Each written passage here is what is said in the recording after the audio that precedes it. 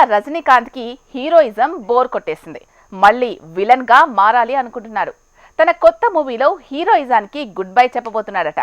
మళ్ళీ అంతులేని కథ కాలాలో వేసిన పాత్రతో ప్రయోగం చేయబోతున్నాడట. నిజమేనా?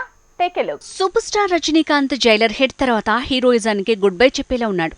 లోకేష్ కనగరాజ్ కి ఏమైందో గానీ లియో హిట్ అయినా టాక్ మారకపోవడంతో సడన్ గా ట్రెండ్ మార్చే ప్రయోగం రజనీతో ప్లాన్ చేశాడు. రజనీకాంత్ స్టైలిష్ యాక్టింగ్ కి కేర్ ఆఫ్ అడ్రస్ అయితే తనలోని నటనని పరిచయం చేసింది మాత్రం విలనిజమే.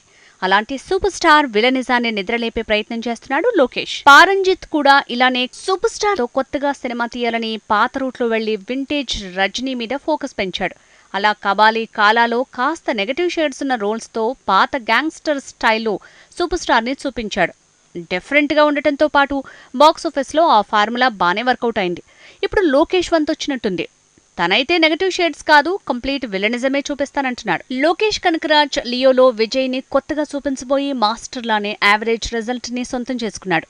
కానీ విక్రమ్ లో కమల్ ని తన గత చిత్రం తాలూకు ఏజెంట్ విక్రమ్ స్టైల్లో చూపించి దుమ్ము దులిపాడు.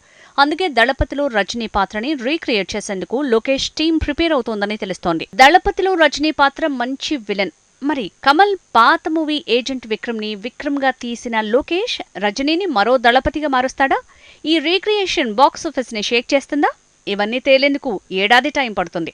జైలర్ తో నెల్సన్ హిట్ ఇచ్చినట్టే రజనీకి లోకేష్ హిట్ ఇస్తే విజయ్ తో ఇద్దరు దర్శకులు యావరేజ్ మూవీస్ తీసి సూపర్ స్టార్ కి సూపర్ సక్సెస్ ఇచ్చినట్టు అవుతుంది.